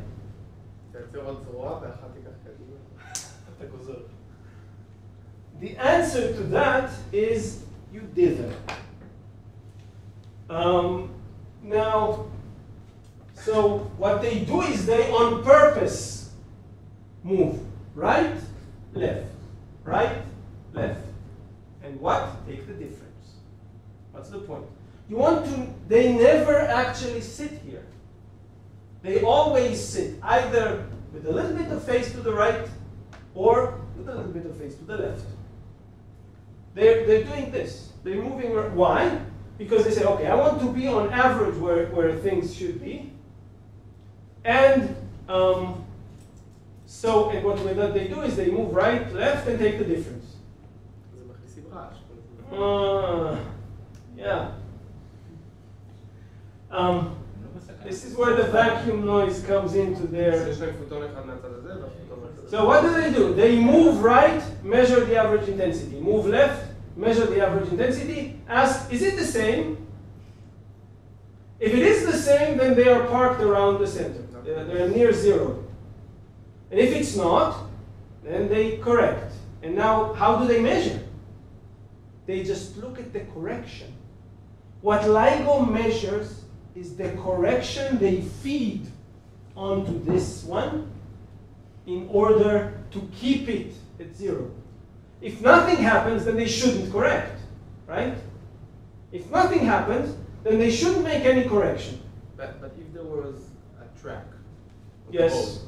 So they move to the right and the left, and then the track made and they see moved a little. Right. So they fed back. Their feedback corrected so how do it. they know if it's because of the track on the road or because of the gravity wave? For that, they have two LIGOs. They assume that trucks in Washington State are not correlated with trucks. Okay. So they assume. So the only what? They assume that the trucks are not correlated. So you can bluff LIGO by operating correlated trucks. Okay? Maybe. Yeah, maybe everything is a conspiration and somebody is bluffing LIGO with correlated trucks. On both, but they need to be correlated. התדר של הגלי גרביטציה הרבה יותר גדול ממה שמצפים, הרבה יותר גבוה ממה שמצפים Well, the frequencies that they can measure start from a hertz or so up to several hundred hertz.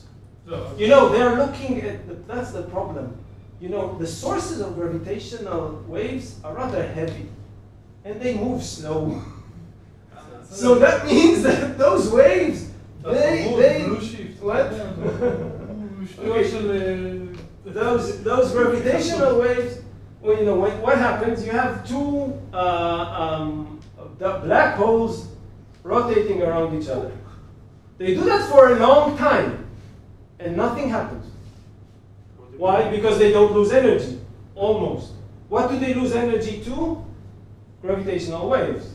But in the beginning, I don't know, if there are, say, one of them is at the distance of the Earth, and the other one is at the distance of the Sun, so they have quite a large distance between them, and they slowly rotate around every week or so. They are very, very slowly losing energy, because the only mechanism to lose energy in this case is the gravitational waves that are emitted. And that is the one thing that makes them slowly get closer and move faster. Now, most of what happens, LIGO cannot see because it's too slow. But at the very, very end, they are rotating like crazy and emitting gravitational waves. Let me put it like this. The first event that was detected in LIGO, it was in 2015. You had two black holes. Each one of them was about 37 solar masses. The other one was about 29 or 28 solar masses. The sum of their masses is therefore 66.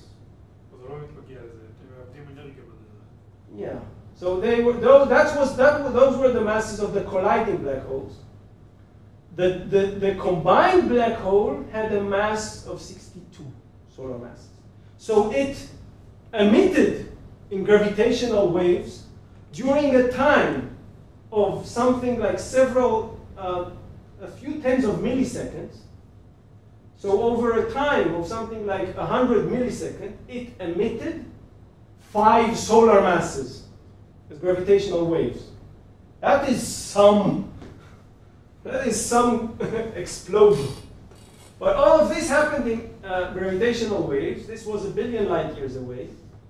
And when those gravitational waves arrive, they move a hair of a proton of the mirror. And they do that in the same way in Livingstone and Louisiana. Or sorry, maybe Livingstone is in Louisiana. The other one, well, in Washington and Louisiana. Okay. And now we have also Virgo in Europe that is also online, and there's going to be a Japanese one soon.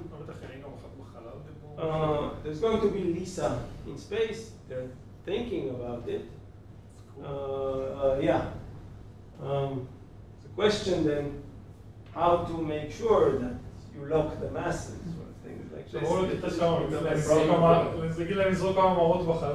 should it be different? What?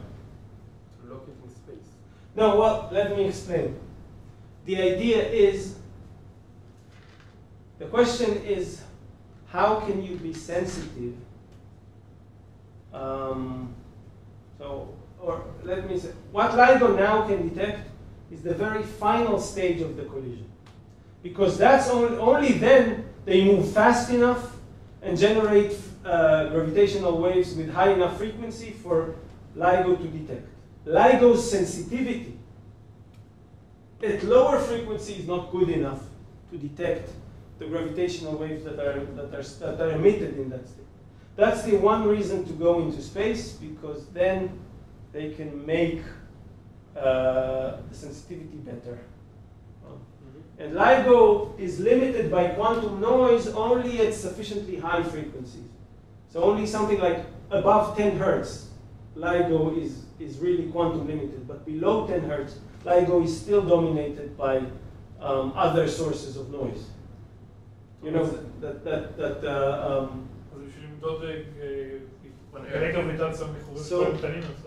Exactly. כי כשאתה אמרת 5 מסות שמש ב7 שניות, הם אמורים להרגיש כאילו יותר די גבוה שם.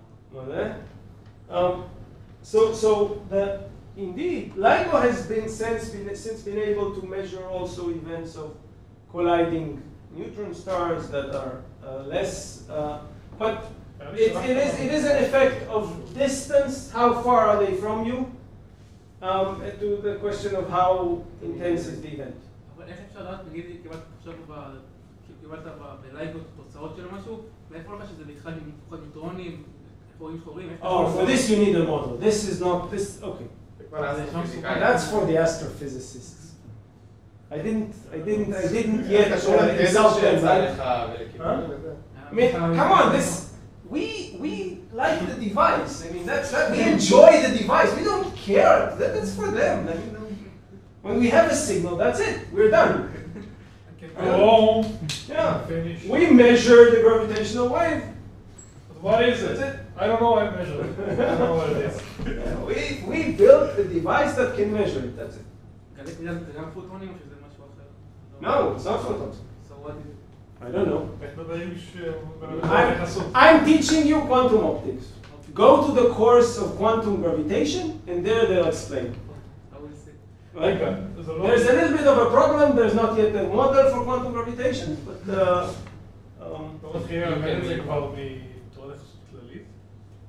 this is for gravitational waves. We only have a classical theory.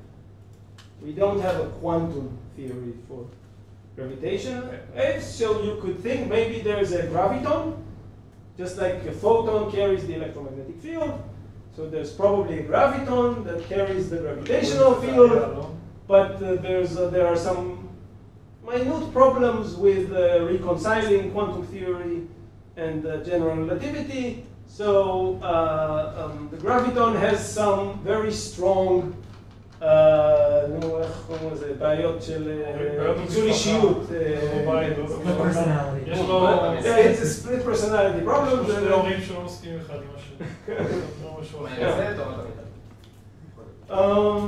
So Yeah, but that doesn't work either. I mean, string theory is beautiful, except that it doesn't make any connection, not to quantum theory, nor to relativity. I promised you that by the end of this course, I'll make sure that nobody speaks to me. So coming back to LIGO, what LIGO does is they lock. So they on purpose, they don't sit at 0. They on purpose jump between small positive and small negative and take the difference. Now, as you just said, this is going to be noisy. The average intensity that they measure, so they don't sit at 0, they move a little bit and they measure and see, okay, 5 photons here. Then they move here, move to the left, oh, okay, 5 photons, then everything's fine. I am sitting, my center is good. Then I jump here, I see 6 photons. I jump there, I see 4. Oh no, that's wrong. This was a little bit, I need to move a little bit. But this is a measurement, it's noisy. So that means that there's going to be quantum noise to this. That means that LIGO is correcting the central phase by mistake many times because of the vacuum fluctuations. You know, you move here, there should have been 5, but you measured 4. And so you make a correction, so you try to sit on 0, but you don't. You constantly, you're making corrections wrong because you're measuring vacuum fluctuations and you're moving right and left. So that means that when you look on the LIGO correction signal, what do you see? You're constantly correcting. What? Nothing. Nothing was changing. It was vacuum. Nothing changed. You just made mistakes. You're correcting because there was vacuum noise over there. And then, when suddenly comes a gravitational wave, then you see, okay, it's noisy, oh, whoa, we're correcting, and then, okay, there was already. Did you have it? Did you get it? Ah, no, it was a truck. No, they constantly correlate by themselves. They don't need. And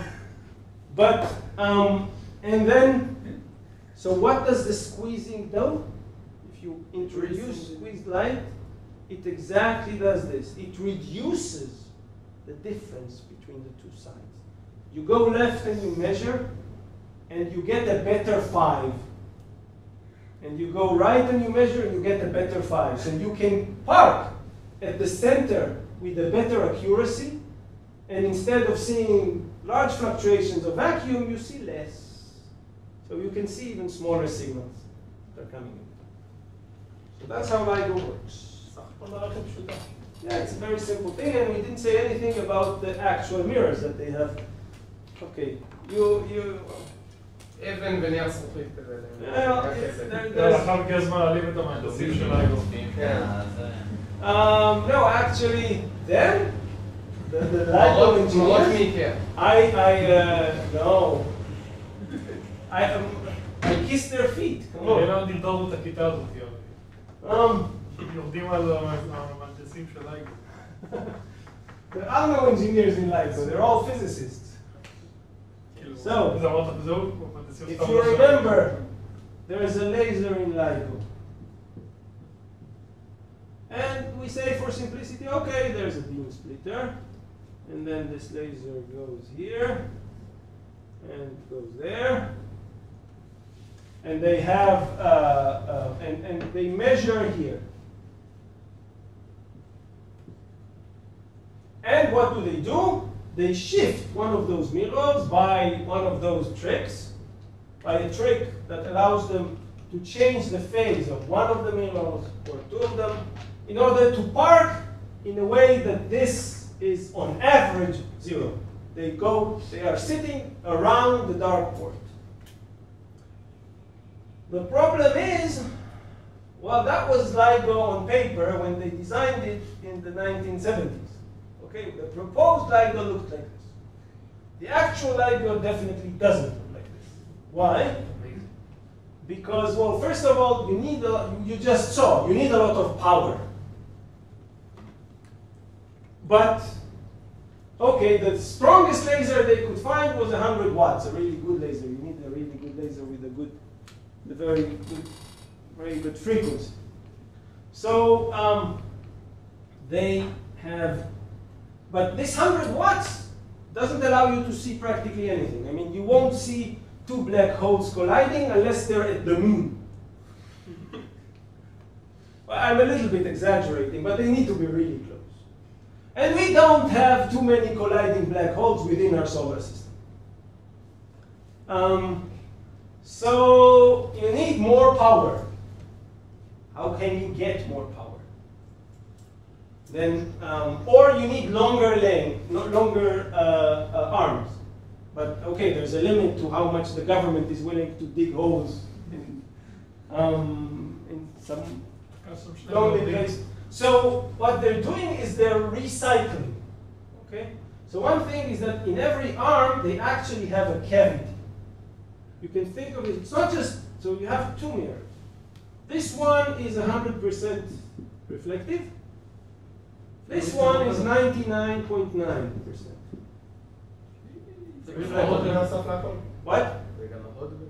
Yeah, exactly. This is a cavity. So they have a cavity here, and they have a cavity there.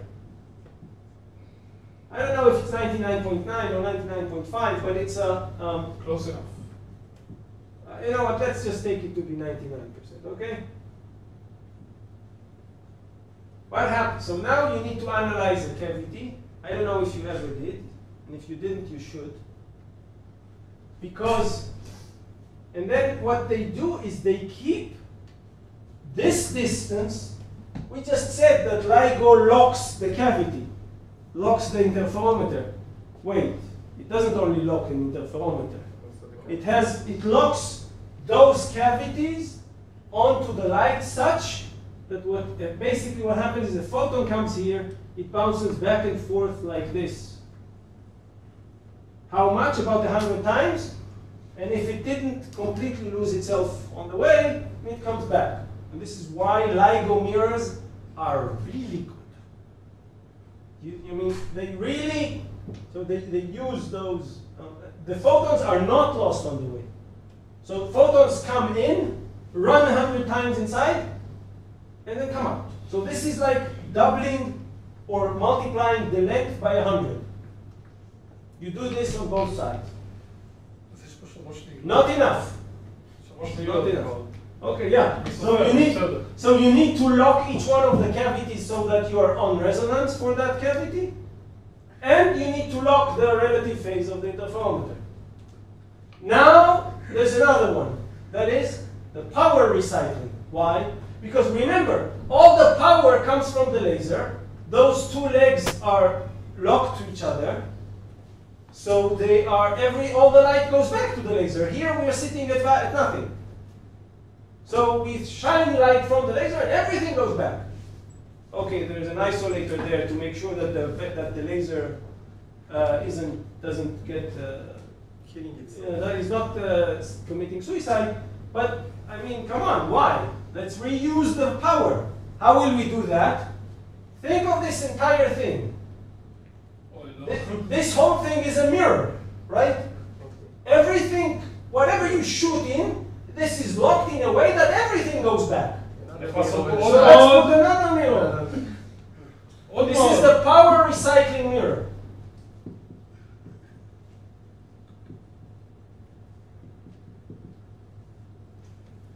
Also 99%. Now you need to lock this length as well. We need to lock this mirror also for the entire power recycling. Now you run into a problem. You can move only one of them. No. You have to lock each one of the resonances. But each has its own resonance. This has to be locked on resonance. This has to be locked on resonance. And this one has to be locked on resonance. No. העוצמה של האור בתוך המורדים האלה מאוד גדולה. איך אתה דואג שלא יהיה לך אפקטים לא לינאריים במראות? oh, you need to have really good mirrors with really good coatings, and the beam inside LIGO is like this big. It's no problem. This is why, no, I mean, nonlinearity won't happen. Yes, you need really good mirrors. The mirrors are about this size.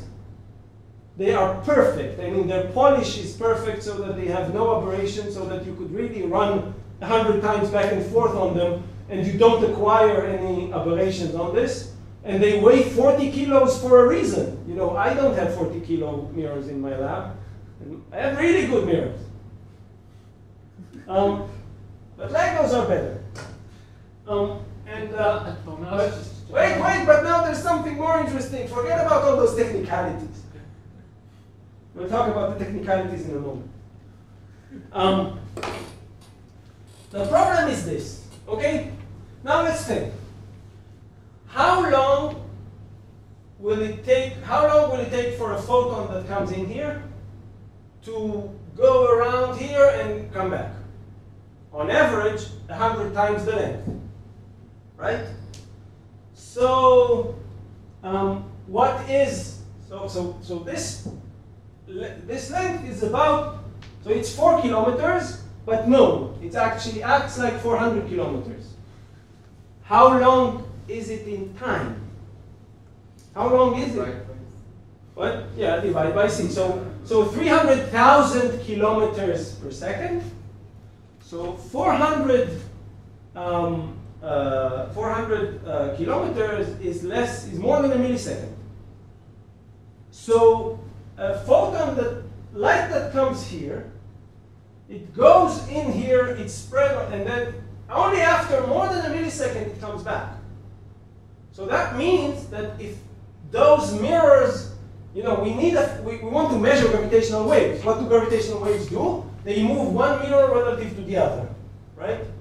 If those gravitational waves are going faster than a millisecond, so if they're like fluctuating too fast, we won't know. The photons spend in here, in that cavity, they spend something like a millisecond. So if those mirrors are fluctuating faster than a millisecond, we won't know. So this means that this limits LIGO has a cutoff. What can, it cannot detect too slow gravitational waves because of all kinds of noise. And it cannot detect too fast gravitational waves because it takes time for the detection to happen. And then the detection velocity is not constant? No, the velocity is constant, but let's assume that there's a very fast gravitational wave. Now, you don't really care about extremely fast gravitational waves, because extremely fast gravitational waves mean that you have two tennis ball size black holes, and they turn around each other very, very quickly, faster than 1,000 times a second, and those you won't be able to detect. But there aren't too many, there aren't too many tennis ball black holes. So but it is true that LIGO will, because of this, because of those two cavities that you put here, means that the photon lives here for over a millisecond, means that LIGO cannot, no matter what you do, detect anything above a kilohertz. Now, when we put in this mirror, we add another factor of 100 to it. Because now a photon that comes in from the laser spends here 100, a millisecond here, a millisecond there, then it comes here. Oh no, maybe I'll stay. And it does this 100 times more. So that means that it's not sensitive at a kilohertz. It's sensitive at a kilohertz divided by 100. Only 10 hertz. That's too slow. That's too slow. What you want to detect waves that if it was a kilohertz you don't care about, but at 10 hertz, that's too slow. We want to detect events that happen at 10 hertz. So now they add the most clever mirror there is. They add another one here. Obviously. And this solves the problem. This one is the signal recycling. And surprisingly, this one helps. Now, okay, this looks like complete nuts. I mean, you want to measure light here, right? So don't block it with a 99% mirror. But they do. Now, and this one is also locked. But this one is locked, not locked on resonance. It doesn't try to keep the light in. It wants to take it out. You lock on anti-resonance. A cavity, you can lock in a way that light that comes in is coupled in, and by destructively, and the interference of going out is destructive. But you can do it also on the other way around. I mean, when you lock the distance on exactly, integer number of half wavelength, then it is on resonance. You have a standing wave resonance in there. But if you just move a quarter of a wavelength, or half, you change half a wavelength, you're on anti-resonance. Instead of being on the standing wave conditions, you are exactly at the opposite. This, when you analyze this even classically, this is what causes the light to go out. This one exactly cancels the effect of that one. So LIGO does operate at the kilohertz limit, even though, so LIGOs can measure up to nearly a kilohertz of vibrations, although it is recycling the power here, because this one is anti-locked. It is locked to the anti-resonance, so that what happens is that, okay, you know, when we say a photon coming in here spends a lot of time here, but if it just by mistake got here, it flips. It's like a sink. It's like a vacuum cleaner. Whatever comes in there is sucked out to the detector. But if there is no mirror, what? But if there is no signal mirror, signal recycling mirror, it still goes into the detector. No. Well, okay. What the point is this? It's already there. Okay, I'll explain. I'll try to explain. We didn't analyze even the simplest cavity here, and I attacked you with this kind of cavity. Okay.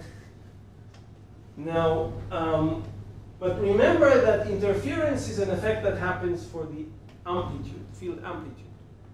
You add fields. It's a superposition of field, not intensities. So what happens is that you have some small amplitude here.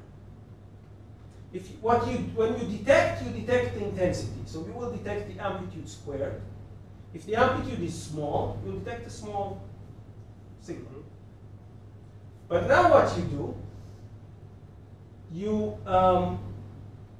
if you throw this amplitude back in, it will re-interfere with whatever is inside. And it can interfere with it constructively or destructively. Now you on purpose make it, so in all of the other cases, you made it constructive.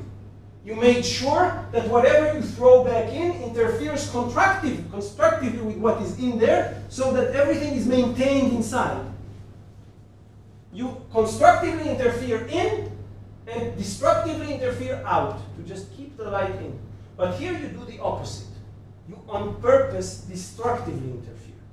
So this mirror is throwing back 99% of the intensity, but it makes sure that it comes at a phase that destructively interfere with the light that comes in here, and not constructive. And that is actually like, so let me say something about. Basically, it kills everything that's outside the side cavities. Yes, so whatever comes in here, is out. It's dumped out. What? And then the amplitude is bigger, or the time is slower? Let me explain something. If I have, let's think of the simplest cavity, okay? Two mirrors that are, say, this one is 99%, and this one is 99% reflective. And I have light coming from here. You can analyze this still, okay? Now, if you have some amplitude A coming here, so what do you have here? This one is A times T. so this is T times A coming here. And it moved here, so it's T times A times e to the I KL. This is what happened. And then it got reflected. So now it is T squared. no, T times R times to T the other side of T times squared. A times e to the I KL. And then it comes here. And it becomes R times T times A times e to the 2I KL.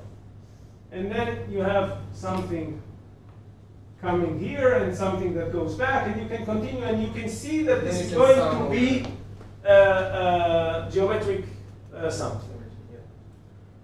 But now the question is it going to be, so now let's see about what happens here. So there was a first reflection, R times A, and there was, actually it's a minus. And then there's here that what comes here, and this is going to be R times T squared times A times e to the something. And then there's more, and you'll sum all of those, and they can either be, and now it will, every time you'll acquire a phase of twice the length, right? Of twice IKL. So this was round trip and another. Now when e to the I2KL equals 2 pi, or a multiple of 2 pi, then you have, I don't know, constructive interference. And when it's 2 pi plus 2n, so if there's one more pi, then it's going to be destructive interference. You can lock this cavity on the length when all of those guys destructively interfere, which means that the reflection is reduced. And where is the light? Inside and being transmitted to the other side. Or you can on purpose lock it in a way that it is anti-locked, so the light doesn't want to go in. You know, any light that comes in, you can think, well, if there's 99%, that means that inside there's 1% from what is outside. No. You could have inside 100 times than what you have here, or you could have inside 0. Really 0. Much less than the 1% that should be allowed. And this is what they do here. They on purpose lock at the anti-resonance. They make sure that this distance is okay. I think we should stop. That was a LIGO day. I'm sorry that I didn't bring you some real LIGO photos, but you can see those on the internet. They have a website without the photos. What? They have a website without. Yeah, we have another meeting, but I wanted to talk about value inequalities. יכול לעשות את זה ולהביא תמונות. שותים. תתלה למעלה תמונות, אתה יכול לדבר. So really, the signal recycling is not a recycling. It's actually doing the opposite. It's anti-recycling. Right. But it's, and so actually the number of locks that LIGO has to maintain are the overall lock and each of the cavities and the power recycling and the signal recycling. How many? 5. Yeah. זה נראה כמו מאמץ הנדסי. That is. גם צריך לקדוב לייזרים לכל מיני נקודות בשביל לבדוק את זה. Yeah. Okay. So, I hope you enjoyed today's meeting. I like the subject.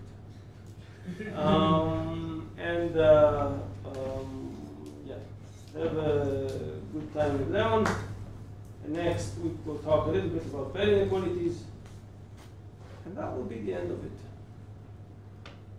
And what about the James-Cummings model that I told you about, the coupling of the quantum electric field with a 2-level system? What do we do instead of like Bloch oscillations of the vacuum and things like this? Maybe you'll have that in the final. Who knows? Maybe. No. Take a look at previous years. Okay. See you next time.